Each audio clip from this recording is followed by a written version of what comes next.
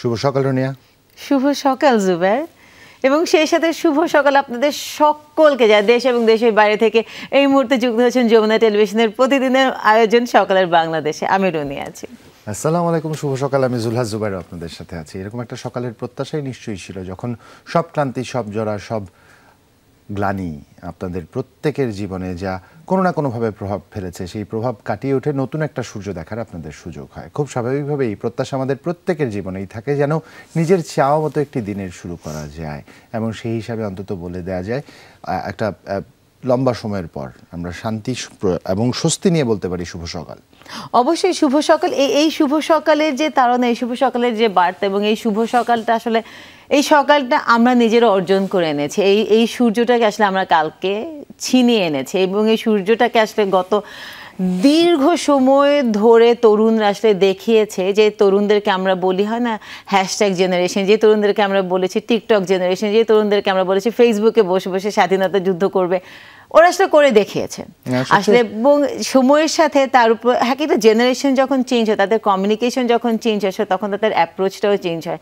একটা দল মাঠে ছিল, একটা দল ফেসবুকে ছিল, একটা দল ফেসবুকে ছিল, একটা দল মাঠে ছিল। এবং সবচেয়ে বড় বিষয়, অনলাইন অফলাইন মিলিয়ে তাদের যে কোঅর্ডিনেশন, সেই কোঅর্ডিনেশনের বাড়তি করে এবং তার মধ্যে তাদের ম্যাচুরিটি যদি আমরা একটু দেখি, তাদের কথা বলার ধরন, তাদের শব্দ চয়ন, এবং তার পাশাপাশি এই বৈষম্য বিরোধী আন্দোলনের সাথে যারা সম্পৃক্ত সমন্বয়কারী, তারা আসলে একটা মানে তার আগে একটা পরিকল্পনা তাদের ছিল, এবং তারা তাদের পরিকল্পনাটাকে আস্তে আস্তে তাদের বাস্তবায়নের দিকে নিয়ে গেছে। এবং প্রত্যেকবার হয়েছে, আমার কাছে মনে হয়েছে যে একটা তীর ছোড়ার মতন, যত তুমি আমাকে প্রেশার দিচ্ছ, আমি তত পিছন থেকে এসে তত প্রবলভাবে তোমাকে আঘাত করবো, কিন্তু আসলে আমি থামবো না। ততই আমার পটেনশিয়াল এনার্জি আমার মধ্যে বাড়ছে, এবং তাতে করে তার কিন্তু বহিঃপ্রকাশ হচ্ছে। এবং সর্বোপরি গতকাল ঢাকার রাস্তায় যে উচ্ছ্বাস দেখেছি, জনমানুষের চোখে মুখে যে উচ্ছ্বাস দেখেছি, এটা ভাষায় প্রকাশ করার সম্ভব না। তারুণ্যের যে উচ্ছ্বাস দেখেছি, সর্বোপরি গতকাল একটি স্ট্যাটাস আমার সামাজিক যোগাযোগ মাধ্যমে সত্যি খুব ছুঁয়ে গেছে। তা হচ্ছে, এখন লিখতে হলে আর ভাবতে হয় না। অবশ্যই এটাই আমাদেরকে মানে কালকে এটাই মনে হচ্ছিল, মানে প্রথমে এই ভাষাটা এসেছিল যে লিখতে গেলে আমাকে ভাবতে হবে না, বলতে গেলে আমাকে ভাবতে হবে না। এবং আসলে এই যে বাংলাদেশটা আমরা তৈরি করতে চাই, সেটাই যেন আসলে আমাদের হয়, যে আমাদের সংবাদ মাধ্যমগুলো তাদের ভাব প্রকাশে তাদের মধ্যে কোনো কুণ্ঠিত বোধ আসলে থাকবে না। একদমই তাই। যাই হোক, আমার কাছে বেশ কিছু তথ্য আছে, এই তথ্য দর্শক আপনাদের প্রত্যেকেরই জানা, তবে একটু বাড়তি করে জানাতে চাই।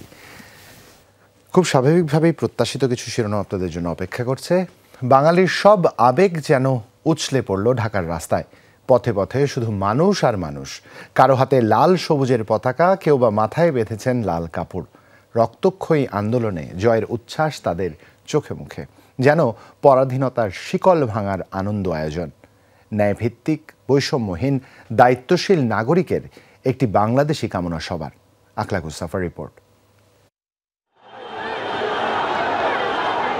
নিজ দেশে বুক ভরে শ্বাস নেয়ার উল্লাস। এই প্রজন্মের ৭১ দেখা হয়নি। সোমবার দেখল ইতিহাসের সবচেয়ে বড় গণমিছিল। মিছিলের অগ্রভাগটা দেখার পর আর শেষ দেখা যায়নি, কারণ জনতার এই মিছিল শেষই হচ্ছিল না কয়েক ঘন্টায়। বাঁধভাঙা উচ্ছ্বাসে ফেটে পড়া এই মানুষগুলোর কেউ ছাত্র, কেউ শিক্ষক, অভিভাবক, কেউ দিনমজুর, ডাক্তার কিংবা প্রকৌশলী বা অন্য পেশার, সবার চোখে মুখে যেন একই বার্তা, জয় হয়েছে জনতার। জান্নাতে গেলে যে শান্তি পাওয়া যায়, তার চাইতে বেশি আমি শান্তি পাচ্ছি এখন। আমরা কালকেও মিছিলে গিয়েছিলাম, আজকে পাবো ভাবি নাই, আমরা অনেক খুশি। অভিভাবকরা ভাবেননি ছোট্ট সন্তানরা এইভাবে অবসান ঘটাবে দম বন্ধ অবস্থার। এই যেন আরেক স্বাধীনতা অর্জন। এই বিজয় সারা বাংলাদেশের ছাত্র সমাজে। দেড় দশকের রুদ্ধশ্বাস জেলখানা থেকে বাংলার মানুষ মুক্তি পেল। আজকের এই ৫ আগস্ট এটা শুধু বাংলাদেশের জন্য নয়, সারা পৃথিবীর মানবতার মুক্তির জন্য একটা সনদ হয়ে থাকবে। ছাত্রদের আন্দোলন আগেও বৃথা যায়নি। এই আন্দোলন যারা করলেন, দেখলেন, তাদের কাছে এই বিজয় নজিরবিহীন। আসলে কালকেও বুঝতে পারিনি যে এত তাড়াতাড়ি পেয়ে যাব। আমার মেয়েরা কালকে মিছিলে গিয়েছিল, আমিও ছিলাম সাথে, তো আলহামদুলিল্লাহ। আসলে ছাত্রদের কথা, এরপর যারা দেশ চালাবেন তারা যেন মনে রাখেন, আন্দোলনে গুলি করতে হয় না। সরকার যেই আসুক না কেন, ছাত্ররা সবসময় অন্যায়ের প্রতিবাদ করেছে, ভবিষ্যতে করবে। সবাইকে হুঁশিয়ার করে দিতে চাই। পাড়া মহল্লার প্রতিটি মানুষের যে অংশগ্রহণ এবং এক দফা দাবিতে তাদের যে একাত্ম অবস্থান ছিল, সেই অবস্থানেরই একটি ফলাফল আজ দেখা যাচ্ছে। সকালের মিছিল দুপুরে পরিণত হয় গণমিছিলে, আর বিকেলে পুরো রাজধানীর সব মানুষই যেন নেমে আসেন রাস্তায়। আখলাক মুস্তাফা, যমুনা নিউজ, ঢাকা।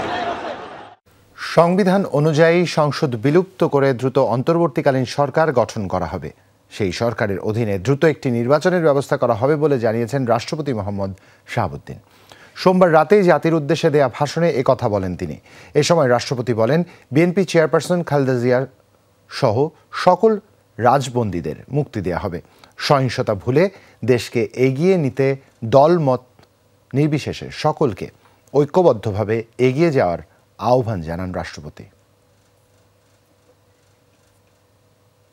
প্রধানমন্ত্রীর পদত্যাগ ও বৈষম্য বিরোধী ছাত্র আন্দোলনে সৃষ্ট পরিস্থিতিতে আজ বঙ্গভবনে 3 বাহিনীর প্রধান এবং বিভিন্ন রাজনৈতিক দলের নেতৃবৃন্দ, সুশীল সমাজের প্রতিনিধি ও বৈষম্য বিরোধী ছাত্র আন্দোলনের কয়েকজন সমন্বয়কদের সাথে আলোচনা হয়।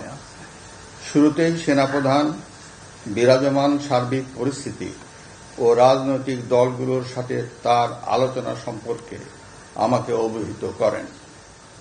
রাজনৈতিক নেতৃবৃন্দও এ সময় তাদের বক্তব্য তুলে ধরেন।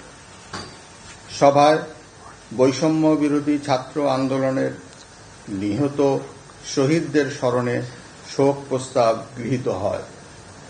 এছাড়া জরুরি ভিত্তিতে একটি অন্তর্বর্তীকালীন সরকার গঠনের সিদ্ধান্ত নেওয়া হয়। সকল দল ও অংশীজনদের সাথে আলোচনা করে গঠিত অন্তর্বর্তীকালীন সরকার যত দ্রুত সম্ভব নির্বাচনের ব্যবস্থা করবে। বৈষম্য বিরোধী ছাত্র আন্দোলন ও বিভিন্ন মিথ্যা মামলায় আটকসহ সকল বন্দীদের মুক্তি দেওয়া হবে। বৈষম্য বিরোধী ছাত্র আন্দোলনের নিহতদের পরিবারদের ক্ষতিপূরণ প্রদান ও আহতদের সুচিকিৎসার প্রয়োজনীয় সকল সহায়তা দেওয়া হবে। সর্বসম্মতিক্রমে বিএনপির চেয়ারপারসন বেগম খালেদা জিয়াকে মুক্তি দেওয়ার সিদ্ধান্ত নেওয়া হয়। প্রিয় দেশবাসী, আমি দেশের আইন শৃঙ্খলা পরিস্থিতি স্বাভাবিক করতে এবং লুপ্তরাজ ও ধ্বংসাত্মক কর্মকাণ্ড বন্ধ করতে রাজনৈতিক দলগুলোর প্রতি আহ্বান জানাচ্ছি। জনগণের জানমাল ও রাষ্ট্রীয় সম্পদ রক্ষায় সশস্ত্র বাহিনীকে কঠোর পদক্ষেপ নেওয়ার নির্দেশ প্রদান করছি। সাম্প্রদায়িক সম্প্রীতি ও সংখ্যালঘুদের নিরাপত্তা নিশ্চিত করতে এবং সরকারি সম্পত্তি রক্ষায় সকলকে এগিয়ে আসার আহ্বান জানাচ্ছি। দেশের অর্থনীতি, প্রশাসন ও শিল্প কল কারখানা চালু রাখার লক্ষ্যে সকলকে কার্যকর ভূমিকা রাখার আহ্বান জানাই। ছাত্র নেতৃবৃন্দ ও শিক্ষকদের সাথে আলোচনা সাপেক্ষে অতি শীঘ্রই শিক্ষা প্রতিষ্ঠানগুলি খুলে দেওয়া হবে। এছাড়া যারা হত্যা ও সহিংসতার সাথে জড়িত নিরপেক্ষ তদন্তের মাধ্যমে তাদেরকে আইনের আওতায় আনা হবে। গণপ্রজাতন্ত্রী বাংলাদেশের সংবিধান অনুযায়ী অনতি বিলম্বে বর্তমান সংসদ বিলুপ্ত করা হবে। দেশের সকল অফিস আদালত আগামীকাল থেকেই স্বাভাবিকভাবেই চলবে।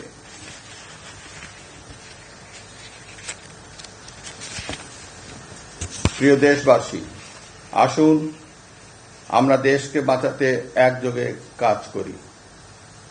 পারস্পরিক হিংসা বিদ্বেষ ভুলে ও প্রতিহিংসার ঊর্ধ্বে উঠে দেশকে এগিয়ে নিতে নিজ নিজ অবস্থান থেকে ভূমিকা রাখার জন্য আমি বিনয়ের সাথে আপনাদের প্রতি অনুরোধ করছি। একটি সুন্দর ও সোনালী ভবিষ্যতের প্রত্যাশায় আমরা এগিয়ে যাব ইনশাআল্লাহ। মহান আল্লাহ আমাদের সহায় হন। খোদা হাফেজ। বাংলাদেশ চিরজীবী হোক। সংসদ ভেঙে কম সময়ের মধ্যে নির্বাচন, খালেদা জিয়ার মুক্তি এবং সহিংসতা পরিহার।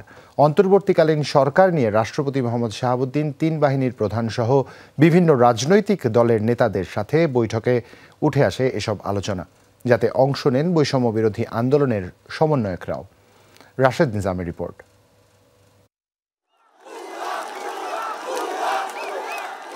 অশান্ত রাজপথ, অস্থির রাজনীতি। দেশের ভবিষ্যৎ নিয়ে গোটা জাতির চোখ বিকেল থেকে বঙ্গভবনে। সন্ধ্যা 7টার পর থেকে রাষ্ট্রপতি মোহাম্মদ শাহাবুদ্দিন চুপ্পুর সঙ্গে বৈঠক শুরু হয় রাজনৈতিক নেতাদের। ছিলেন সেনাবাহিনী প্রধান জেনারেল ওয়াকারুজ্জামান, নৌবাহিনী প্রধান অ্যাডমিরাল এম নাজমুল হাসান, বিমান বাহিনীর প্রধান air chief marshal Hasan Mahmud Khan. Quota বিরোধী আন্দোলনের নিহতদের স্মরণে শোক প্রস্তাব দিয়ে শুরু হওয়া আলোচনায় সিদ্ধান্ত হয় কম সময়ের মধ্যে একটি অন্তর্বর্তীকালীন সরকার গঠনের। পার্লামেন্ট ভেঙে দিয়ে অতি দ্রুত একটি ইন্টারিম গভর্নমেন্ট, অন্তর্বর্তীকালীন সরকার গঠন করা হবে নির্দলীয় সরকারদেরকে নিয়ে। আজকে সিদ্ধান্ত হয়েছে যে দেশনেত্রী বেগম খালেদা জিয়াকে অবিলম্বে কোনো কালক্ষেপ না করে তাকে মুক্তি দেওয়া হবে। সেই সঙ্গে মুক্তি দেওয়া হবে সেই সমস্ত নেতা কর্মী, ছাত্র নেতা যাদেরকে অন্যায়ভাবে গত 1 জুলাই থেকে বন্দি করে রাখা হয়েছে, তাদের সকলকে মুক্তি দেওয়া হবে। যত তাড়াতাড়ি সম্ভব এই শূন্যস্থান পূরণ করবার জন্যে একটি অন্তর্বর্তী সরকার গঠন করতে হবে এবং সেটা সবার সাথে আলোচনা করে গঠন করা হবে। বিভিন্নভাবে আমাদের অর্থনীতি এখন পঙ্গু হয়ে গেছে। আমাদের এখন মানুষের কাছে যদি আমরা ধার করতে যাই, সেটাও ধার অনেকে দিবে না। আমাদের রেটিং, যে রিস্ক অ্যানালাইসিসে আমাদের রেটিং এখন অনেক খারাপ। স্বৈরাচারী সরকারের বিদায়ের মধ্য দিয়ে যেন একটা সত্যি সত্যি মুক্তিযুদ্ধের সাম্য, মানবিক মর্যাদা, সামাজিক ন্যায় বিচার প্রতিষ্ঠার যে অঙ্গীকার ছিল, সেই পথে বাংলাদেশ যেন হাঁটতে পারে, তার জন্য আমরা প্রয়োজনীয় গোটা রাষ্ট্র সরকারের একটা জবাবদিহিতামূলক একটা গণতান্ত্রিক ব্যবস্থা আমরা কায়েম করতে চাই। বৈঠকে অংশ নেওয়া সবার বক্তব্যই উঠে আসে হামলা ও নাশকতা বন্ধ করে একটি স্থিতিশীল পরিস্থিতি তৈরির। আমাদের ইয়াং জেনারেশন জাতিকে যে নতুন করে পথ দেখালো এবং জুলুমের হাত থেকে আমাদেরকে বের করে নিয়ে আসলো, তাদের সাথে অবশ্যই বসতে হবে, তাদের কথা শুনতে হবে, গুরুত্বের সাথে এইটাকে নিতে হবে। কোনোভাবেই যেন আর কোনো প্রাণহানি না হয়, কোনো প্রতিহিংসা চরিতার্থ যেন না করা হয়, বরং সকলে মিলেমিশে আমরা জনগণের জানমালের নিরাপত্তা বিধান করার ব্যবস্থা উদ্যোগ গ্রহণ করব। আমি জানি পুলিশ বাহিনীর কেউ বাড়াবাড়ি করেছে, কিন্তু আমি এরকম ফুটেজও দেখেছি যে পুলিশ বাহিনীর আহত একজন ছাত্রকে কাঁধে করে নিয়ে যাচ্ছে, শিশুর মতো করে নিয়ে যাচ্ছে। সাম্প্রদায়িক সম্প্রীতি রক্ষা সহ আন্দোলনের নেতৃত্ব দেওয়া বাকি সমন্বয়কদের সঙ্গে আলোচনার পরে করণীয় ঠিক করা হবে বলেও জানান নেতারা। এই মুহূর্ত থেকে আপনারা যার যার জায়গায় রাস্তায় থাকেন, ফুল নিয়ে কথা বলেন, ফুল দেন, মিষ্টি বিতরণ করেন, কিন্তু রাষ্ট্রীয় কোনো সম্পদের 1 ইঞ্চি ক্ষতি কেউ করবেন না। এই রাষ্ট্রকে আজকে সংস্কার করে একটা গণতান্ত্রিক রাজনৈতিক বন্দোবস্তের ভিত্তিতে পরিচালনা করার জন্য আমরা বাংলাদেশের মানুষের আকাঙ্ক্ষা, ছাত্র সমাজের আকাঙ্ক্ষা, সেই আকাঙ্ক্ষাকে ধারণ করে আগামী দিনে তা পরিচালনার জন্য আমরা অঙ্গীকার করছি। বিশ্ববিদ্যালয় আজকে সমস্ত শিক্ষা প্রতিষ্ঠান বন্ধ রয়েছে, অনতিবিলম্বে এই শিক্ষা প্রতিষ্ঠান খুলে দিতে হবে। রাজনৈতিক অচলাবস্থা নিরসনে রাষ্ট্রপতির সাথে আজ বঙ্গভবনে বৈঠক করেছেন বিভিন্ন রাজনৈতিক দলের নেতৃবৃন্দ। সবাই নিজেদের মতো করে মতামত দিয়েছেন। তবে বেশিরভাগ জায়গায় একমত যারা হয়েছেন যে দেশকে উন্নত করতে সবাই সংঘাত এবং হানাহানি পরিহার করতে। রাশেদ নিজাম, যমুনা নিউজ, ঢাকা। বিভিন্ন রাজনৈতিক দলের সমন্বয়ে গঠিত অন্তর্বর্তীকালীন সরকার এখন থেকে দেশ পরিচালনা করবে। দেশের সামগ্রিক পরিস্থিতি বিবেচনায় এই সিদ্ধান্ত নেওয়ার কথা জানান সেনাপ্রধান জেনারেল ওয়াকারুজ্জামান। বলেন, খুব শিগগিরই রাষ্ট্রপতির সঙ্গে আলোচনা করে নতুন সরকার গঠন করা হবে। সব ধরনের ধ্বংসাত্মক কার্যক্রম থেকে সবাইকে বিরত থাকার আহ্বান জানান তিনি। পাশাপাশি সহযোগিতা চান সুন্দর দেশ গঠনে। কোটা সংস্কার আন্দোলন ঘিরে সৃষ্ট অনাকাঙ্ক্ষিত পরিস্থিতিতে রোববার দুপুর ৩টায় দেশবাসীর উদ্দেশ্যে বক্তব্য দেন সেনাপ্রধান ওয়াকারুজ্জামান। সেনা সদর দপ্তর থেকে দেয়া বক্তব্যে জানান, পদত্যাগ করে দেশ ছেড়েছেন শেখ হাসিনা। পরিস্থিতি বিবেচনায় গঠন করা হবে অন্তর্বর্তীকালীন সরকার। এখানে আমরা সিদ্ধান্ত নিয়েছি যে একটা ইন্টারিম গভর্নমেন্ট আমরা ফর্ম করব এবং ইন্টারিম গভর্নমেন্টের মাধ্যমে এদেশের সমস্ত কার্যকলাপ চলবে। আমাদের কিছু সময় দেন, ইনশাআল্লাহ আমরা সবাই মিলে সমস্ত সমস্যার সমাধান করতে সক্ষম হব। আপনারা আর এই সংঘাতের পথে যাবেন না এবং শান্তি শৃঙ্খলার পথে ফেরত চলে আসেন। কোটা আন্দোলনকে ঘিরে যেসব হত্যাকাণ্ড হয়েছে সেগুলো বিচার হবে বলে দেশবাসীকে আশ্বস্ত করেন সেনাপ্রধান। আমি আপনাদের কথা দিচ্ছি, সমস্ত হত্যা, সমস্ত অন্যায়ের বিচার আমরা করব। আপনারা সেনাবাহিনীর প্রতি আস্থা রাখেন, সশস্ত্র বাহিনীর প্রতি আস্থা রাখেন। আমি সমস্ত দায়িত্ব নিচ্ছি, আপনাদের জানমাল, এবং আপনাদেরকে আমি কথা দিচ্ছি যে আপনারা আশাহত হবেন না। ইনশাল্লাহ আপনাদের যত দাবি আছে সেই দাবিগুলো আমরা পূরণ করব এবং দেশে একটা শান্তি শৃঙ্খলা ফিরিয়ে নিয়ে আসব। জানান, বিভিন্ন রাজনৈতিক দলের সঙ্গে আলোচনার ভিত্তিতে দেশের বৃহত্তর স্বার্থে এই সিদ্ধান্ত নেওয়া হয়েছে। সমস্ত দলের প্রধান দলের নেতারা এখানে উপস্থিত ছিলেন। আমি ওনাদের ইনভাইট করেছিলাম এখানে। ওনারা ভেরি নাইস অফ দেম যে ওনারা এসেছেন, অ্যান্ড আমরা একটা সুন্দর আলোচনা করেছি। আজকে এখানে জামাতের আমির ছিলেন, আমাদের বিএনপির শীর্ষস্থানীয় নেতৃবৃন্দ এখানে ছিলেন, জাতীয় পার্টির নেতৃস্থানীয় নেতৃবৃন্দ এখানে ছিলেন, এবং সুশীল সমাজ, এবং এখানে ডক্টর আসিফ নজরুল উনি নিজেও ছিলেন এখানে, এবং উনি আমার সামনেই উনি সমস্ত ছাত্রদেরকে একটা সুন্দর বার্তাও দিয়েছেন, এবং আমি আশা করি যে ছাত্ররা সেই বার্তা শুনে ওনার কথা ওনাকে সবাই শ্রদ্ধা করে। এখানে আওয়ামী লীগের কেউ ছিল না, আওয়ামী লীগের কেউ ছিল না। সবাইকে শান্ত থেকে সব ধরনের ধ্বংসাত্মক কার্যক্রম থেকে বিরত থাকার আহ্বান জানান তিনি। আপনারা আমার সাথে সহযোগিতা করেন, দয়া করে আর এই ভাঙচুর, হত্যা, মারামারি, সংঘর্ষ এগুলো থেকে বিরত হন। আমি নিশ্চিত যে আপনারা যদি আমার কথা মতো চলেন, আমাদের সাথে যদি একসাথে যদি কাজ করি আমরা, নিঃসন্দেহে আমরা একটা সুন্দর পরিণতির দিকে আমরা অগ্রসর হতে পারব। বলেন, সংঘাত সহিংসতা করে নয়, সবাই মিলে দেশকে এগিয়ে নিতে হবে। মারামারি করে এই সংঘাতের মাধ্যমে আমরা আর কিছু অ্যাচিভ করতে পারবো না। দয়া করে আপনারা সমস্ত ধ্বংসযজ্ঞ, সমস্ত অরাজকতা, সমস্ত সংঘর্ষ থেকে বিরত হন। তাওহিদ মিথুন, যমুনা নিউজ, ঢাকা। বিজয়ের এই সময়ে সবাইকে ধৈর্য ধরার এবং শান্ত থাকার আহ্বান জানিয়েছেন বৈষম্য বিরোধী ছাত্র আন্দোলন নেতারা। উল্লাসের এই সময় যেন কেউ ধ্বংসাত্মক কাজ করতে না পারে সেই বিষয়ে ছাত্র জনতাকে সজাগ থাকার আহ্বান জানান তারা। সন্ধ্যায় এক ব্রিফিংয়ে তারা জানিয়েছেন, আগামী 24 ঘন্টার মধ্যে অন্তর্বর্তীকালীন সরকারের রূপরেখা ঘোষণা করবে বৈষম্য বিরোধী ছাত্র আন্দোলন। ব্রিফিংয়ে সমন্বয়করা বলেন, এখনই চূড়ান্ত বিজয় আসেনি, ফ্যাসিবাদী ব্যবস্থার পতন না হওয়া পর্যন্ত মাঠে থাকবে বৈষম্য বিরোধী ছাত্র আন্দোলন। সব ধরনের সহিংসতা রুখে দেওয়ার আহ্বানও জানিয়েছেন সমন্বয়করা। কোটা সংস্কারের দাবিতে বৈষম্য বিরোধী ছাত্র আন্দোলনের ব্যানারে সূচনা হয়েছিল এই আন্দোলনের, যা পরে রূপ নেয় ছাত্র জনতার গণ অভ্যুত্থানে। এই বিজয়ের পর রাজধানীর তেজগাঁওয়ের একটি ভবনে একসাথে মিলিত হয়েছিলেন বৈষম্য বিরোধী ছাত্র আন্দোলনের কয়েকজন সমন্বয়ক। নিজেদের সাথে কথা বলার পর মুখোমুখি হন গণমাধ্যমের সাথে। এই ছাত্র নাগরিক অভ্যুত্থানটিকে আমরা আমাদের যে আন্দোলনের শহীদ এবং হতাহত এবং মুক্তিকামী ছাত্র জনতাকে উৎসর্গ করছি। বলেন, এখনো চূড়ান্ত বিজয় আসেনি, দ্রুত একটি অন্তর্বর্তীকালীন সরকারের রূপরেখা তৈরি করা হবে বলে জানান নাহিদ ইসলাম। আমরা একটি অন্তর্বর্তীকালীন জাতীয় সরকারের প্রস্তাব করব। সেই জাতীয় সরকারে অভ্যুত্থানকারী ছাত্র নাগরিকদের অংশ থাকবে এবং সমাজের যে নাগরিক সমাজ সহ যে নানান পেশাজীবী এবং নানান ধরনের পক্ষ রয়েছে সকলের প্রতিনিধিত্ব নিশ্চিত করে তাদের সাথে আলোচনার মাধ্যমে আমরা একটা অন্তর্বর্তীকালীন জাতীয় সরকারের রূপরেখা এবং নাম, সেই সরকারে কারা কারা থাকবে সেই নামগুলো ঘোষণা করব। বর্তমান পরিস্থিতির সুযোগ নিয়ে কেউ যেন রাষ্ট্রীয় সম্পদ স্থাপনায় আগুন দিতে না পারেন সেই বার্তা দিয়েছেন সমন্বয়করা।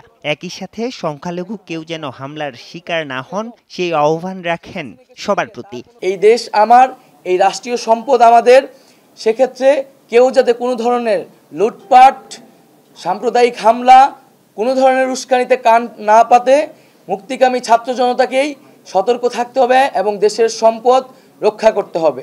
আন্দোলন করতে গিয়ে যারা আটক হয়েছেন তারা সহ গেল ১৬ বছরে যত রাজনৈতিক নেতাকর্মীকে কারারন্তীন করা হয়েছে তাদের মুক্তি দাবি করেছেন সমন্বয়করা। এই যে তারা একটি গণহত্যার সাথে জড়িত এবং এর আগেও পিলখানা হত্যাকাণ্ড থেকে শুরু করে বিভিন্ন গণহত্যা, গুম, খুন, মানবাধিকার লঙ্ঘন, ভোটাধিকার লঙ্ঘনের সাথে তারা জড়িত।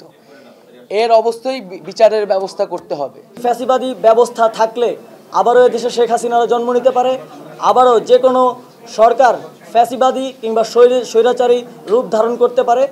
দেশ ছেড়ে পালিয়ে গেলেও সব হত্যা, গুম, খুনের বিচারের দাবিও জানান সমন্বয়করা। তারা বলেন, বিশ্ববিদ্যালয়ের হলগুলো আর কোনো রাজনৈতিক ছাত্র সংগঠনের নিয়ন্ত্রণে থাকবে না, তা নিশ্চিত করবে বৈষম্য বিরোধী ছাত্র আন্দোলন। হলে গিয়ে প্রবেশ করবে এবং বিশ্ববিদ্যালয়ে নিজেদের অবস্থান রাখবেন। আরিফুর রহমান সবুজ, যমুনা নিউজ, ঢাকা।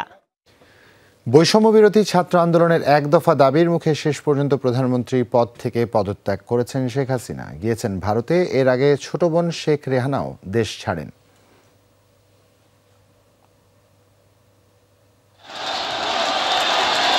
বৈষম্য বিরোধী ছাত্র আন্দোলন সরকার পদত্যাগের এক দফা দাবিতে রূপ নেয়ার একদিন পরই পতন হলো আওয়ামী লীগ নেতৃত্বাধীন সরকারের। প্রধানমন্ত্রী হিসেবে পদত্যাগ করলেন শেখ হাসিনা। এরপর বেলা ২:৩০টার দিকে একটি সামরিক হেলিকপ্টার তাকে নিয়ে যাত্রা করে। এর আগেই দেশ ছাড়েন ছোট বোন শেখ রেহানাও। হেলিকপ্টারটি ভারতের উদ্দেশ্যে ছেড়ে যায় বলে জানা গেছে। মাননীয় প্রধানমন্ত্রী পদত্যাগ করেছেন এবং এখন একটা ইন্টারিম গভর্নমেন্ট ফর্ম করে আমরা আমাদের কার্যক্রম পরিচালনা করব। বিতর্কিত ও ভোটারবিহীন নির্বাচনের মাধ্যমে গত ৭ জানুয়ারি টানা চতুর্থবারের মতো প্রধানমন্ত্রী হিসেবে শপথ নিয়েছিলেন শেখ হাসিনা, কিন্তু গণ আন্দোলনের মুখে শেষ পর্যন্ত পদত্যাগ করে দেশ ছাড়তে হলো তাকে। আলমগীর স্বপন, যমুনা নিউজ, ঢাকা। দুপুরের পরপরই গণভবনের নিরাপত্তা ভেঙে ভেতরে প্রবেশ করে বিক্ষুব্ধ জনতা। মূল গেট ছাড়াও আশেপাশের দেয়াল ভেঙে ও টপকে চলে যায় নারী পুরুষ সবাই। হাজার মানুষের ভিড়ে নিরাপত্তা দূরে থাক প্রধানমন্ত্রীর বাসভবন চেনাই দেয়। এ সময় গণভবনের মালামাল লুট করে নিয়ে যায় বিক্ষুব্ধ জনতা। কেউ অসৎ উদ্দেশ্যে, কেউ বা ক্ষোভ ঝাড়েন মালামাল নিয়ে। রাসেল আহমেদের রিপোর্ট।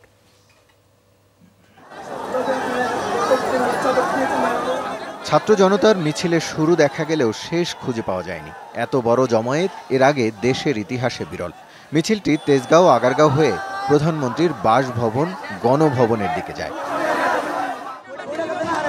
বেলা ৩টার দিকে বাঁধ ভেঙে যায় জনসমুদ্রের। গণভবনের মূল গেটের নিরাপত্তা ভেঙে ভেতরে প্রবেশ করে বিক্ষুব্ধ জনতা।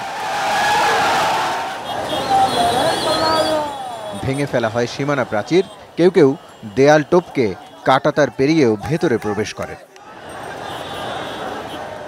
এ সময় নৈতিকতা ভুলে গণভবনের মালামাল লুটপাট করে নিয়ে যান অনেকেই। চেয়ার, টেবিল, খাট, সোফা, বিছানা, শাড়ি, এমনকি এসি যে যেভাবে পারেন তাই নিয়ে যান। রাষ্ট্রের সর্বোচ্চ ব্যক্তির বাসভবন দূরে থাক, লুটপাটের এমন চিত্র কোথাও দেখা যায়নি এর আগে। আমরা সামনে অগ্রসর হই, তখন আমরা সেলিউট জানাই এবং সেলিউট জানার পরে পরবর্তীতেই দেখি যে আমরা গণভবনে সবাই ঢুকে গেছে। শেখ হাসিনার শাড়িরা, শেখ হাসিনার শাড়ি ভাই, শেখ হাসিনার শাড়ি গণভবন থেকে ভাই, গণভবন থেকে। বিক্ষুব্ধ জনতা এ সময় বেশ কয়েকটি গাড়ি ভাঙচুর করে। আগুন দেয়া হয় গাড়িসহ গণভবনের বেশ কিছু স্থাপনায়। গণভবনে বিক্ষুব্ধ জনতার ভিড় তখন আশপাশের এলাকা ছাড়িয়ে যায়। উল্লাস করে বিজয়ের স্লোগান দিতে থাকেন আন্দোলনকারীরা। রাসেল আহমেদ, যমুনা নিউজ, ঢাকা। সোমবার বিকালে গণভবনের অভ্যন্তরে আন্দোলনকারী ও উৎসুক জনতার অনেকে ঢুকে পড়লেও রাতে এর চারদিক ঘিরে নিরাপত্তা বেষ্টনী চোখে পড়েছে। এর নিরাপত্তার দায়িত্ব নিয়েছে সেনাবাহিনী। রাতের চিত্র তুলে ধরছেন সহকর্মী বনিয়ামিন। সোমবার দুপুরের পর থেকে আন্দোলনকারী সহ উৎসুক জনতার বেশ একটা অংশ গণভবনের মধ্যে ঢুকে পড়েন এবং সে সময় গণভবনের মালামাল সহ বেশ কিছু জিনিসপত্র সবাই যার যার হাতে করে নিয়ে বের হতে দেখা যায়।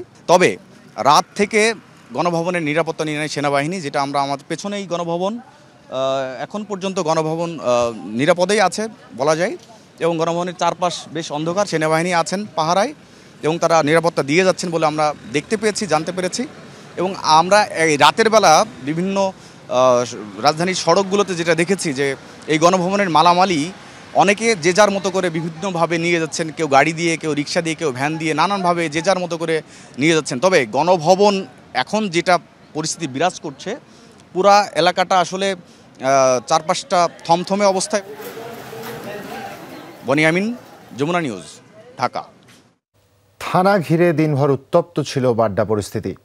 রাতে তা হয়ে ওঠে আরও জটিল। হামলার বিপরীতে আন্দোলনকারীদের ছত্রভঙ্গ করতে গুলি ছোড়ে পুলিশ। পরে শেষ রাতের দিকে পুলিশের একটি দল সাজোয়া যান নিয়ে থানায় আটকে পড়া সদস্যদের উদ্ধার করে নিয়ে যায়। বিস্তারিত জানাচ্ছেন তানভীর মৌসুম।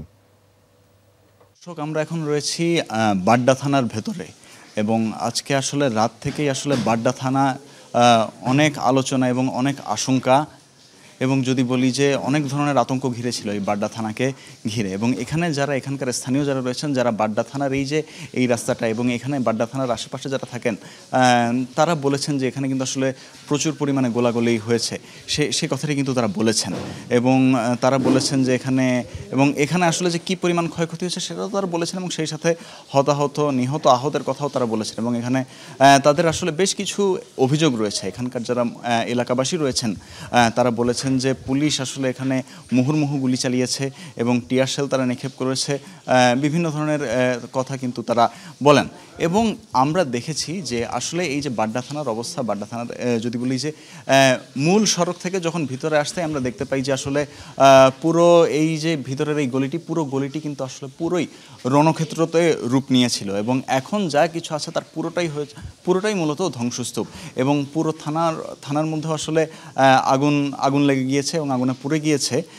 এবং এখানে আরেকটি বিষয় হচ্ছে, যেহেতু এটি একটি ব্যক্তি মালিকানাধীন ভবনে আসলে বাড্ডা থানার অবস্থান ছিল, এখানকার দোতলা তিনতলাতেও আসলে আমরা দেখতে পেয়েছি যে প্রচুর পরিমাণে এখানে ক্ষয়ক্ষতির চিহ্ন, বলতে গেলে কোনো কিছুই অবশিষ্ট নেই, কোনো কিছুই অক্ষত নেই। এবং এখানকার বাড়ির মালিকও বলছেন যে আসলে এই যে এরকম ক্ষয়ক্ষতি এবং সে ক্ষয়ক্ষতির জের তাকে আসলে অনেক দিন ধরে টানতে হবে। গোলাগুলিটা মূলত শুরু হয় 2টা বা তার কিছু আগে পরে এরকম সময়ের মধ্যেই তারা এই সময়ের কথাটা উল্লেখ করেন। তারা আমাদেরকে কিছু অবিস্ফোরিত বুলেটও দেখান এবং আমরাও দেখতে পাই যে আসলে এখানে বিভিন্ন ধরনের গুলির যে পরবর্তীতে যে ব্যবহৃত কার্তুজগুলো রয়েছে সেগুলো পড়ে থাকতে আমরা দেখেছি। তারা অনেকগুলো জায়গা দেখিয়েছেন আমাদেরকে যেগুলো আসলে সম্পূর্ণরূপে ক্ষতিগ্রস্ত হয়ে গিয়েছে। বাড্ডা থানার এই এলাকাটিতে যা আসলে ঝড় বয়ে গেছে এবং এখানে যে আসলে একটি অনেক বড় রণক্ষেত্র তৈরি হয়েছিল সেটার আলামত কিন্তু এই পুরো এলাকা জুড়ে স্পষ্ট। বাড্ডা থানার ভিতর থেকে আমার কাছে এই ছিল সর্বশেষ। দর্শক, এই ছিল আমার কাছে সকালে বাংলাদেশ এই পর্যায়ে তথ্য যোগানোর একবার মূল সেটে ফিরে যেতে চাই। রুনিয়া, খুব স্বাভাবিকভাবেই গতকাল কিন্তু সামাজিক যোগাযোগ মাধ্যমে শেষ অবধি দেখেছি আসলে বাড্ডার যে পরিস্থিতি, শুধু বাড্ডার পরিস্থিতি না, যাত্রাবাড়ির পরিস্থিতি কিংবা বংশালের দিক থেকে খবর এসছে, উত্তরার দিক থেকে খবর এসছে, এটার আসলে নানান রকম গুজবেরও চেষ্টা করা হয়েছে, নানান রকম গুজব তৈরি হয়েছে। তবে সবকিছু ছাপিয়ে যে বিষয়টি আমার কাছে মনে হয়েছে যে মানুষ আসলে বেঁচে থাকবার জন্য শেষ অবধি লড়ে যায় এবং শেষ অবধি লড়ে যাওয়ার যে চরিত্র মানব জীবনের, এটাই হয়তো মানব জীবনকে এত বেশি চমৎকার আর উপভোগ করে তোলে। কারণ প্রতি মুহূর্তের একটা অনিশ্চয়তার মধ্যে দিয়ে নিরাপত্তা রক্ষার্থে যারা এতদিন পুলিশ বাহিনীতে কর্মরত রয়েছেন তারা জানেন তাদের সার্বিক পরিস্থিতি কি, তারা জানেন চারপাশের অন্যান্য থানাগুলায় কি হয়েছে, তারা জানেন সারা দেশ জুড়ে কি হয়েছে, তারা তাদের নিরাপত্তার স্বার্থে শেষ অবধি চেষ্টা করেছেন। এখানে যেটা হয়েছে যে মুহুর্মুহুর গুলি তারা করেছেন শেষ অবধি, এটা জনসাধারণের কতখানি ক্ষয়ক্ষতি করলে এটা তখন তাদের আর ধর্তব্যের মধ্যে ছিল না এবং তাতে করে বিষয়টি আরও ভয়াবহ রূপ নিয়েছিল। আসলে এই বিষয় নিয়ে আরো অনেক কথা বলার আছে, অনেক ধরনের বিষয়গুলো বলে আসলে শেষ হবে না। কারণ আমরা কিন্তু জানি যে অনেক দিন থেকে এই ধরনের কথা ছিল যে একজনের পিছনে আর 5 জন থাকবে, তোমার গুলি ফুরিয়ে গেলে তখন কি হবে। তো অ্যাপ্রোচটা আসলে সেটা হয়ে গেছে এবং মব ক্রাউডের মব থিঙ্কিংটা আসলে খুব ডিফিকাল্ট তাদেরকে কন্ট্রোল করা ওই মুহূর্তে। জাতীয় দৈনিকের পাতাগুলো অপেক্ষা করছে খুব স্বাভাবিকভাবে প্রত্যাশিত সেই শিরোনাম, যেই শিরোনামের জন্য ছাত্র জনতা লড়ে গেছে, মূলত ছাত্রদের নেতৃত্বে সমগ্র জনতা একত্রিত হয়েছে। সেই একটা শিরোনামের কিছু মুহূর্ত, শিরোনামের কিছু ধারাবাহিকতা এখানে আসলে সত্যের সন্ধানে নির্ভীক দৈনিক যুগান্তরের প্রথম পাতায় উপস্থিত। প্রথম পাতায় 3টি ছবি আছে, ছবিগুলো একটু আপনাদের দৃষ্টি আকর্ষণ করতে দেখবার অনুরোধ করব। প্রথম ছবিটিতে আমরা দেখতে পাচ্ছি দেশ ছাড়তে সামরিক হেলিকপ্টারে উঠছেন শেখ হাসিনা, তার পাশেই চিত্র রাজধানীর প্রগতি সরণিতায় সেনা সদস্যদের সাজোয়া যানে চড়ে ছাত্র জনতার উল্লাস। তার পাশে শেখ হাসিনা পদত্যাগের পর সোমবার প্রধানমন্ত্রীর কার্যালয়ে ছাত্র জনতার উল্লাস। লাল কালিতে বড় করে শিরোনাম, পালালেন শেখ হাসিনা, রেহানা ছাত্র জনতার গণঅভ্যুত্থানে প্রধানমন্ত্রীর পদত্যাগ, আনন্দ উচ্ছ্বাসে রাস্তায় রাস্তায় লাখো মানুষের ঢল, শ্রীলঙ্কার মতো গণভবন, জাতীয় সংসদ, প্রধানমন্ত্রীর কার্যালয় দখল নিলেন সাধারণ মানুষ। পদত্যাগের আগেও আন্দোলনকারীদের উপর নির্বিচারে গুলি, বহু হতাহত। সেই সাথে প্রথম পাতায় আরও একটি ছবি আছে, বিশাল একটি ছবি, ছাত্র জনতার জনসমুদ্র, যার নিচের ক্যাপশনটুকু পড়ে শোনাতে চাই। শেখ হাসিনার পদত্যাগ ও দেশ ছাড়ার পর সোমবার রাজধানী শাহবাগে ছাত্র জনতার ঢল, তার নিচেই শিরোনাম, সড়কে লাখো মানুষের মিছিল, রাজপথে ছাত্র জনতার বিজয় উল্লাস, হাতে হাত রেখে বৈষম্যহীন দেশ গড়ার প্রত্যয়। তার পাশে শিরোনাম, বঙ্গভবনে বৈঠকের সিদ্ধান্ত, খালেদা জিয়াকে মুক্তি দেয়া হচ্ছে, অন্তর্বর্তীকালীন সরকার যত দ্রুত সম্ভব নির্বাচনের ব্যবস্থা করবে, জাতির উদ্দেশ্যে ভাষণে রাষ্ট্রপতি এমনটি জানিয়েছেন। বিজয়ের দিনেও পুলিশের গুলি, হামলা, নিহত 103, মন্ত্রী এমপিদের বাড়িতে হামলা, আগুন, আওয়ামী লীগের কর্মীরা ক্ষুব্ধ, কিংকর্তব্য বিমূঢ়, শেখ হাসিনার পলায়ন, অন্তর্বর্তী সরকার দেশ চালাবে, জাতির উদ্দেশ্যে সেনাপ্রধান, 24 ঘন্টার মধ্যে জাতীয় সরকারের রূপরেখা পেশ, বৈষম্য বিরোধী শিক্ষার্থীদের সংবাদ সম্মেলন। এই ছিল যুগান্তরের প্রথম পাতায়। শেষ পাতার কিছু ছবি আছে, ছবিগুলো আপনাদের সবার চেনা, কাল সারাদিন জুড়ে নিশ্চয়ই গণমাধ্যমে, সামাজিক যোগাযোগ মাধ্যমে এই ছবি আপনারা দেখেছেন। তবে নিচের দিক থেকে দু একটি ছবির ক্যাপশন আপনাদের একটু পড়ে শোনাতে চাই। প্রগতি সরণিতে গুলিতে নিহত শিক্ষার্থীর লাশ সরিয়ে নিচ্ছে এক ব্যক্তি, তার উপরে শিরোনাম, দুর্বৃত্তদের দেওয়ার আগুনে পুড়ছে রাজধানীর গুলশানে সালমান এফ রহমানের বাড়ি ও গাড়ি। শাহবাগে এক সেনা সদস্যকে ফুল দিয়ে শুভেচ্ছা জানাচ্ছেন ছাত্ররা, এবং দুর্বৃত্তদের দেওয়া আগুনে পুড়ছে বঙ্গবন্ধু অ্যাভিনিউ আওয়ামী লীগের কেন্দ্রীয় কার্যালয়। এবং তার উপরে শিরোনামগুলো বা ক্যাপশনগুলো আমাদের নতুন করে পড়বার কিছু নেই, আমরা সংবাদেও তা জানিয়েছি আপনাদের। শেষ পাতার প্রথম কলামের শিরোনাম, শাহজালাল বিমানবন্দর 6 ঘন্টা বন্ধ, মা আর রাজনীতিতে ফিরছেন না, বিবিসি ওয়ার্ল্ডকে জয়, সব শিক্ষা প্রতিষ্ঠান ও অফিস আজ থেকে খোলা, ছাত্র শিক্ষক প্রতিনিধির সঙ্গে বসবেন সেনাপ্রধান, এবং মন্ত্রী এমপিরা আত্মগোপনে দেশ ছেড়েছেন অনেকে, আওয়ামী লীগ সরকারের পতন, দেশ ছেড়েছেন পূর্তমন্ত্রী আম ওবায়দুল মুক্তাদির, গোলাম দস্তগীর গাজী, অর্থমন্ত্রী আবুল হাসান মাহমুদ আলী, তাজুল ইসলাম, কৃষিমন্ত্রী আব্দুল শহীদ, সাবেক ভূমিমন্ত্রী সাইফুজ্জামান চৌধুরী জাভেদ এবং সাবেক হুইপ নুরি আলম চৌধুরী। সেই সাথে সদর দপ্তর, বিভিন্ন থানাসহ স্থাপনায় হামলা, আগুন, বহু হতাহত, অস্ত্র, গুলি, লুট। শেখ হাসিনাকে আশ্রয় দিচ্ছেন না নয়াদিল্লি, ব্রিটেনও রাজি নয়, তৃতীয় দেশে যাওয়ার চেষ্টা, নিরাপত্তাহীন গণভবনে জনস্রোত, মাছ মাংস সহ মূল্যবান সামগ্রী লুট, কোটা সংস্কার আন্দোলন থেকেই সরকারের পতন, এবং শান্ত থাকুন, প্রতিশোধ পরায়ণ হবেন না, নেতাকর্মীদের উদ্দেশ্যে তারেক রহমান। যুগান্তর তাদের অনলাইন পাঠকদের গতকাল জানতে চেয়েছিল, ঢাকা বিশ্ববিদ্যালয়ের শিক্ষকদের একটি অংশ উদ্ভূত সংকটে জাতীয় ঐক্য ও সংলাপ জরুরি বলে মনে করছেন, আপনিও তাই মনে করেন কিনা। 69.34% পাঠক হ্যাঁ সূচক মন্তব্য দিয়েছেন, এবং 28.94% না মন্তব্য দিয়েছেন, মন্তব্য করেননি 1.72। এবং আগামীকাল দর্শকদের জন্য পাঠকদের জন্য প্রশ্ন থাকছে, ছাত্র জনতার গণঅভ্যুত্থানকে জনগণের দীর্ঘদিনের পুঞ্জীভূত ক্ষোভের প্রকাশ বলে মনে করছেন বিশেষজ্ঞরা, আপনিও কি তাই মনে করেন কিনা? যদি আপনি মন্তব্য করতে চান www.jugantor.com যে ভোট দিতে পারেন। এই ছিল আমার কাছে যুগান্তর প্রথম এবং শেষ পথে সবকটি শিরোনাম। ধন্যবাদ জুবাইর। আমার হাতে আছে সমকাল, এবং সমকালের শিরোনামগুলো আসলে ঠিক অন্যরকম কোনো কিছু না, ছাত্র জনতার রক্তে ভেজা বিজয়, এটাকে তারা করেছেন শিরোনাম। এবং আমরা দেখতে পাচ্ছি পুরো হাফ পেজ জুড়ে আসলে ছবি দেওয়া হয়েছে, সেটা হচ্ছে প্রধানমন্ত্রীর কার্যালয় থেকে। তার নিচে যে ক্যাপশনটা দেওয়া হয়েছে, প্রধানমন্ত্রীর কার্যালয়ে টানা 15.5 বছর শেখ হাসিনা এখানে বসেই দেশ শাসন করেন, ছাত্র জনতার ক্ষোভের কেন্দ্রবিন্দু এই ভবনে ঢুকে বিজয় উল্লাস। তার সাথে যে খবরগুলো আছে সেটা হচ্ছে 21 দিনের চরম আতঙ্ক উৎকণ্ঠার অবসান, পথে পথে বিজয়ে মিছিল উল্লাস, কর্তৃত্ববাদী শেখ হাসিনাকে পালাতেই হলো, সারা দেশে ভাঙচুর, আগুন, পিটিয়ে এবং গুলিতে নিহত 77, সেনা সমর্থিত সরকারকে সমর্থন দেয়া হবে না, বৈষম্য বিরোধী ছাত্র আন্দোলনে তারা সংবাদ সম্মেলনে কথাটি বলেন। এবং তার সাথে যেটা আছে সেটা হচ্ছে জাতির উদ্দেশ্যে ভাষণে সেনাপ্রধান বলেন, অন্তর্বর্তীকালীন সরকারের অধীনে চলবে দেশ। এবং যদি শেষের পাতায় চলে যাই, সেখানে যে খবরগুলো আছে তার মধ্যে অর্ধেক পাতা জুড়েই আসলে বড় বড় চিত্র, শেখ হাসিনার গণভবন ত্যাগ, বিজয় উল্লাস এবং শেখ মুজিবুর রহমানের ভাস্কর্য ভাঙচুর সেটাকেও তারা করেছেন, তারা এখানে তুলে এনেছেন। মন্ত্রী, প্রতিমন্ত্রী, এমপিদের বাড়ি স্থাপনায় হামলা, তার সাথে বিজয় সরজমিনে বিজয়ের ছাত্ররাই আজ দেশের শিক্ষক এবং পতনের আগেও নির্বিচারে গুলি নিহত ৭৬ জন এবং শিগগিরই মুক্তি পাচ্ছেন খালেদা জিয়া এবং সংসদ বিলুপ্ত করে আসছে অন্তর্বর্তীকালীন সরকার। আসলে বেশিরভাগ খবরগুলোই আসলে সামনের পাতা এবং পেছনের পাতা একই ধরনের খবরগুলোকে বারবার করে বিভিন্ন রকমের শিরোনামে আসলে দেয়া হয়েছে।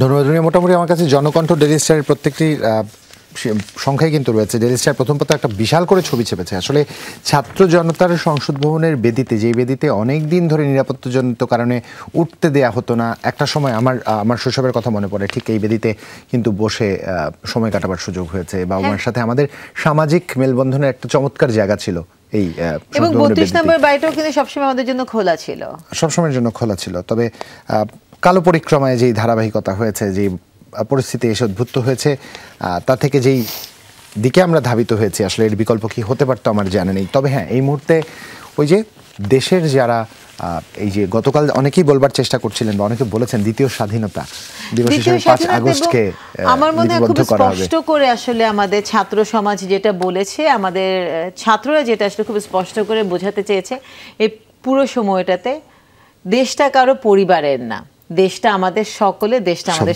সকলে। আটকে গেল আর কি স্লোগানের সেই শব্দটা, যে সেই প্রসঙ্গে না যায়। তবে এখানে যেটা বলবার আছে, দায়িত্ব নেওয়ার একটি বিষয় আছে। যারা অর্জনটা করলেন তারা যেন চমৎকারভাবে দায়িত্বটি নিতে পারেন এবং আমাদের মতো উনপাজুরে এই জাতিকে একটা চমৎকার দিক নির্দেশনা দিতে পারেন, সেই প্রত্যাশায় থাকলাম। দর্শকরা আমাদের সামাজিক যোগাযোগ মাধ্যমে কি মন্তব্যগুলো করছেন, সেই মন্তব্যগুলো দেখছিলাম। খুব করে মন্তব্যগুলো পড়তে চাই, কিন্তু ওই মন্তব্যগুলো আপনাদের সবার জানা, তাই নতুন করে আর পড়বার দুঃসাহসটা করলাম না। আজ সারাদিন জুড়েই কিন্তু সারা দেশের আপডেট আপনাদের যমুনা টেলিভিশন দেবার চেষ্টা করবে এবং সেই সাথে একটু কৃতজ্ঞতা, ভালোবাসা, শ্রদ্ধা জানাতে চাই আমাদের ছাত্র জনতা দর্শকদের প্রতি, কারণ আপনারা আস্থা রেখেছেন এবং সেই আস্থা রাখার পাশাপাশি আপনারা যে পরিমাণে ভালোবাসা গত কয়েকদিন ধরে আমাদের প্রত্যেক সহকর্মীর প্রতি প্রদর্শন করেছেন, আমাদের প্রতি প্রদর্শন করেছেন, চিরকৃতজ্ঞ আপনাদের কাছে। এবং সেই সাথে একটা বিষয়ে আপনারা আরও একবার মনে করিয়ে দিয়েছেন যে দায়িত্ববোধের জায়গায় যদি কেউ অনড় থাকে তবে নিঃসন্দেহে তার সামাজিক প্রাপ্তি অসামান্য হয়। সেই সাথে একটা অনুরোধ একটু করতে চাই, আমার সাথে হয়তো আরও প্রচুর সংখ্যক সহকর্মীরা, আমার কলিগরা বিভিন্ন প্রতিষ্ঠানে কাজ করেন, বিভিন্ন জায়গায় কাজ করছেন। গতকাল কিছু অনাকাঙ্ক্ষিত খবর আমাদের সামনে এসছে যা ব্যথিত করেছে, কারণ দিন শেষে আমরা সবাই তো কোনো না কোনোভাবে একটা প্রতিষ্ঠানের প্রাতিষ্ঠানিক দায়বদ্ধতার মাঝে থাকি। কিছু সময় চাইলে অনেক কিছু হয়তো অনেকেই করতে পারেন না, তাই হয়তো কিছু সময় আপনাদের মন খারাপ হতে পারে, অভিমান হতে পারে। তবে আন্তরিকভাবে অনুরোধ করব প্রত্যেকটি মানুষের প্রতি আপনাদের মানবিক যে দৃষ্টি, অন্তত ছাত্র সমাজ গত লম্বা সময় ধরে যে মানবিক দৃষ্টির বহিঃপ্রকাশ করেছে তা অব্যাহত রাখবেন, কারণ অনেক সময় চাইলে অনেক কিছু করে ওঠা হয় না। এটা অনেক বড় একটা আসলে কথা, কারণ তুমি আসলে প্রথমেই যেটা বলেছিলে আমাদের অনুষ্ঠান শুরুর পরপরই, যে এখন মন খুলে স্বাধীনভাবে আসলে লিখতে পারবো, কথা বলতে পারবো। তো বিভিন্ন ধরনের প্রতিষ্ঠানে বিভিন্ন ধরনের দায়বদ্ধতা থাকে, তাদের কিছু গাইডলাইন থাকে, কিন্তু আসলে সেই জায়গা থেকে আমরা অসম্ভব ভাগ্যবান, কারণ আমরা সবসময় সাহসী হতে শিখেছি এবং সত্যকে সত্য, মিথ্যাকে মিথ্যা, সাদাকে সাদা, কালোকে কালো বলবার ক্ষমতা আসলে আমাদের আছে, কারণ সেটা আসলে আমরা পেয়ে এসেছি। এবং আমরা শুধু ভালোবাসা না, তার সাথে সম্মান এবং নিরাপত্তা। আমি অবশ্য এই কথাটা বারবার বলবো যে আসলে আমরা গতকালও দেখেছি যে আসলে যমুনা, আমি নিজে পার্সোনালি ফিল করেছি যে যমুনায় টেলিভিশনে কাজ করার জন্য আসলে যেই পরিমাণ নিরাপত্তা আমি পেয়েছি পথে, সেইটা আসলে অসাধারণ। রুনিয়া, গতকাল কিন্তু আমরা আমাদের সিওর কাছ থেকে একটা চমৎকার কথা শুনেছি তারুণ্যের উদ্দেশ্যে। তিনি ছোট করে বলছিলেন, কারণ তারুণ্যের উচ্ছ্বাস বাঁধভাঙা ঢেউ এসে পৌঁছেছিল যমুনার প্রাঙ্গণ পর্যন্ত। তার কথাগুলো শুনছিলাম যেটা আসলে সত্যি আশা জাগানি এবং খুব অনুপ্রাণিত করে, খুব বিস্ময় নিয়ে তাকিয়েছিলাম, কথাগুলো শুনছিলাম। তবে হ্যাঁ, একটা মানুষের কথা খুব করে মনে পড়েছে, আমাদের প্রয়াত চেয়ারম্যান, বিশিষ্ট শিল্পপতি এবং বীর মুক্তিযোদ্ধা জনাব নুরুল ইসলাম।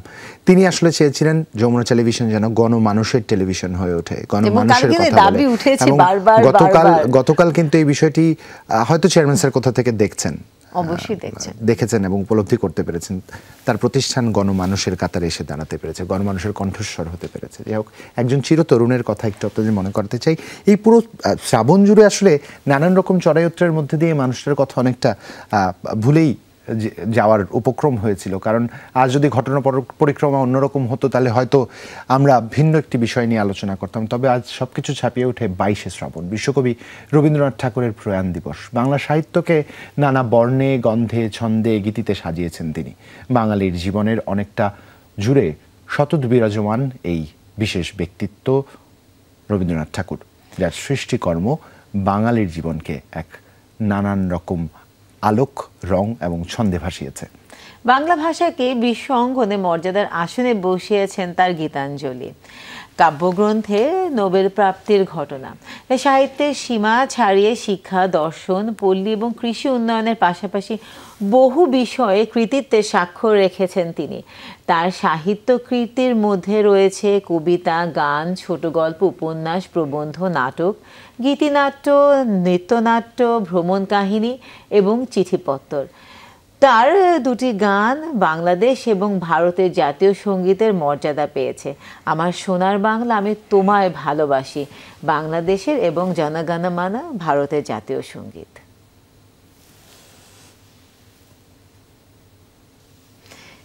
এটি কিন্তু অসাধারণ একটা বিষয় যে একজন কবির আসলে দুটা দেশের আসলে তিনি জাতীয় সঙ্গীত উদযাপন করা হয়।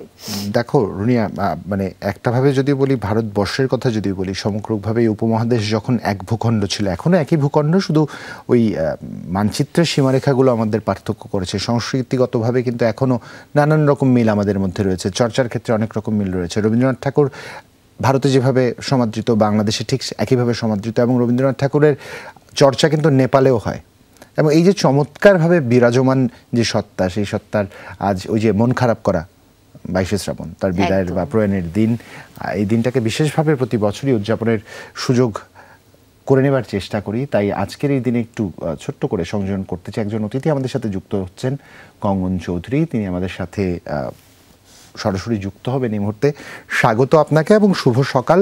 যদিও খুব চমৎকার একটা সকালে শুরু করেছি, তবে হ্যাঁ, 22শে শ্রাবণটা একটু মন খারাপ করা, সবকিছু মিলিয়ে মিশিয়ে আজ সারা দিন পরিকল্পনা, উদযাপন সবকিছু একটু জানতে চাই আপনার কাছে।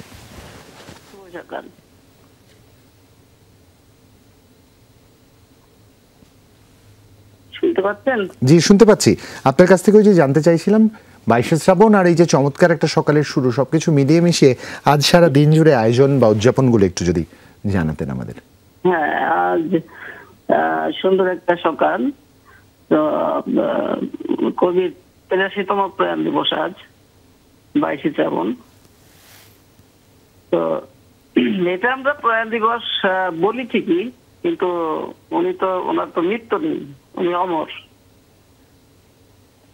সবার কাছে, সব বাঙালির কাছেই। যে ভারতবর্ষ বলেন বা আমাদের এখানেই বলেন, সব জায়গায় বিশ্বকবি যেহেতু, ওনার মৃত্যু দিবস আমরা আনন্দের সাথে পালন করি। নিশ্চয়ই কিছু ব্যক্তিসত্তা তার কায়াকে অতিক্রম করে যান, তার মৃত্যুকে তিনি ঝাঁপিয়ে চলে যান, এটাই আসলে তাদের আসলে বিশেষত্ব। আজকে আসলে স্বাধীনের কোনো আয়োজন আছে কিনা, কারণ গতকাল পর্যন্ত যে ধরনের পরিস্থিতি ছিল আমাদের, সেখানে আসলে নতুন আয়োজন আসলে আমাদের চিন্তা করার কোনো সুযোগ হয়েছে কিনা বা কোনো কিছু আসলে করছেন কিনা। জাতীয়ভাবে হয়তো কোনো কিছু হচ্ছে না, কিন্তু ব্যক্তি পর্যায়ে আসলে কোনো কিছু হচ্ছে কিনা সেটা যদি আমাদেরকে একটু জানান। না না, এটা এখন হচ্ছে না, ওভাবে আমরা করছি না এবার। খুব স্বাভাবিকভাবে প্রাসঙ্গিকতা তা আমাদের বলে দেয়। কঙ্গন চৌধুরী, আপনাকে অসংখ্য ধন্যবাদ। আপনি এমন একটি সকালে আমাদের সাথে যুক্ত হয়েছিলেন। এই প্রাসঙ্গিকতার আমরা কেউই বাইরে নই, সমসাময়িক বাস্তবতার কেউ আমরা বাইরে নেই, কারণ রবীন্দ্রনাথ ঠাকুর আমাদের সাথে, আমাদের জীবনে, শয়নে, স্বপনে, সকল ক্ষেত্রে প্রচণ্ড পরিমাণে প্রাসঙ্গিক, এবং সেই প্রাসঙ্গিকতার ধারাবাহিকতায় কিন্তু রবীন্দ্রনাথ ঠাকুর একরকম ব্যক্তিসত্তা সাথে মিলেমিশে একাকার হয়েছে।